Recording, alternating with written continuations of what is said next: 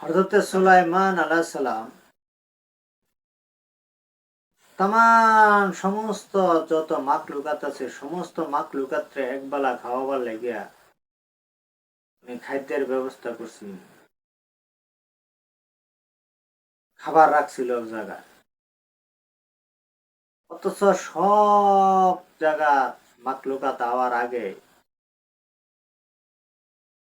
সমুদ্র থেকে একটা মাছ আয় হাইরা হযরত সুলাইমান আলাইহিস সালামের সাথে কথা বলতেছিল যে আপনি আমাকে খাবার দেন, খায়া যাইয়া। তো সুলাইমান আলাইহিস সালাম বলছিল সমস্ত মাখলুকাতের খাউন এক জায়গায় রাখছি, বিহি আয়ুব একসাথে খায়া যাবা। উনি বললেন যে আপনি মাত্র হাদরে বাদরে দিন দাওয়াত দিয়েছেন, তাওয়াই অপেক্ষা করুন লাগবো। আমার আল্লাহ তো ডেইলি জাগাত খাউন খাওয়ায়, আমাদের এত অপেক্ষা করুন লাগে না। খাবার দিলে দিবেন, না দিলে জামগা। উনি মনে করলেন ঠিক আছে খায়া যাক্কা।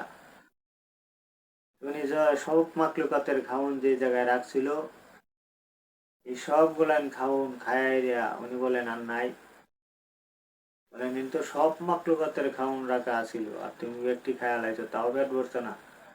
উনি বলেন আমি এরকম 3 ভাগ পরিমাণ খাবার খাই ডেইলি, একবেলা।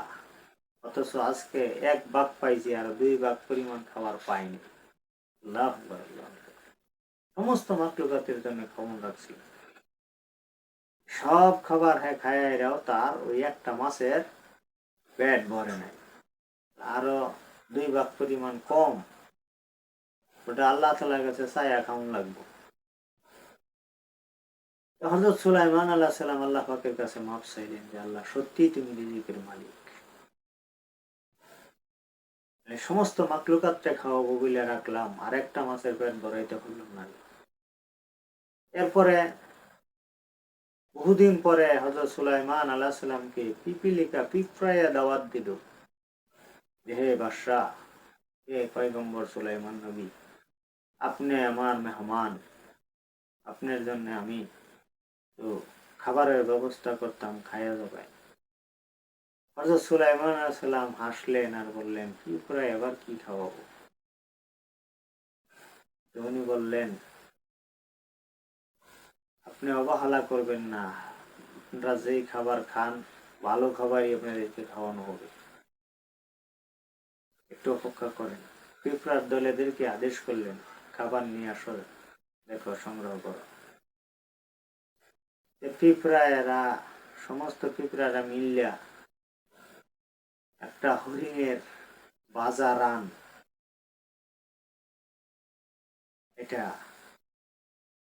আনছে। সব পিঁপড়ায় মিললা অল্প পরিমাণ খাবার।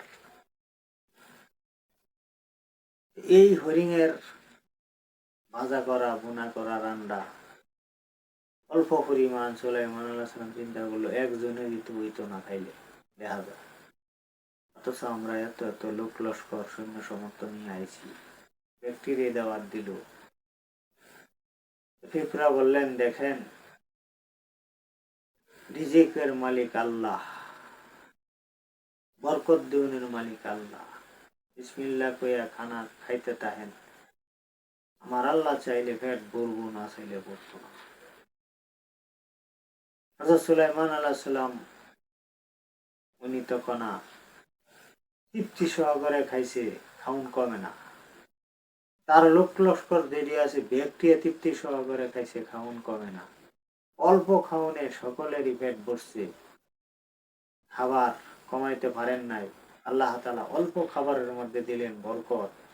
আর এদিক দিয়ে বিশাল খাবারের স্তূপ হযরত সুলাইমান আলাইহিস সালাম রাখার পরে একটা মাকলুকাতেরই পেট ভরে নাই। এটা আল্লাহ ক্ষুদ্র। এই জন্য মানুষ যারা খাম চাইতেছেন ইবাদত বন্দেগী ছাইরা, তারা আপনারা ভুল করতেছেন। যতই আপনি কামাই করেন না কেন, যদি আল্লাহ বরকত না দেয় বিশাল ধন সম্পদে অন্যের কিছুই উপকার হইতো না। আর নাই আপনি সুখ শান্তিতে জীবন কাটাইলেন কিন্তু অনন্তকালের জন্য আপনি ঠকে যাবেন, জাহান্নামের আগুন আপনার জ্বলন লাগবো। আমল নাই, না তার কারণে জাহান্নামে যেতে হবে। এই জন্য হালাল কামাই করেন, হালাল খান, অল্প যদি কামাই করেন, ইবাদত বন্দেগী করে জাহান্নাম থেকে বাঁচতে পারবেন। জাহান্নাম থেকে আমাদের বাঁচার জন্য আমাদের চেষ্টা করতে হবে জীবিত থাকা সত্ত্বে। মরার পরে যদি জাহান্নাম থেকে বাঁচবার লেগে কান্দাকাটি করি কোনো লাভ নাই। এখন আমার কান্দাকাটি করলে লাভ আছে, এখন আমি জাহান্নাম থেকে ইচ্ছা করলে বাঁচতে পারবো। এই জন্য আসুন আমরা হালাল খাই, হারাম থেকে বাঁচি, সব সময় ইবাদত বন্দেগী করি। আমাদের চিন্তা, আমাদের টার্গেট যেন তাহে আল্লাহ রাসূলকে খুশি করি, ঈমান আমল নিয়ে যেন কবরে যেতে পারি।